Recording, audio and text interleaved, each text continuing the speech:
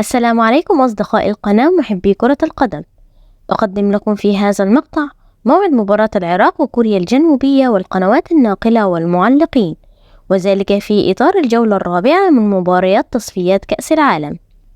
بداية نصلي على سيدنا محمد عليه أفضل الصلاة والسلام، وما تنسوش الاشتراك في القناة وتفعيل زر الجرس ليصلكم كل جديد من مواعيد المباريات العربية والعالمية. فلنبدأ. يتواجه منتخب العراق مع منتخب كوريا الجنوبية في تصفيات كأس العالم، حيث يحتل منتخب العراق المركز الثاني في مجموعته برصيد 7 نقاط، بينما يحتل كوريا الجنوبية المركز الأول برصيد 7 نقاط بفرق الأهداف. تقام المباراة يوم الثلاثاء الموافق 15/10/2024.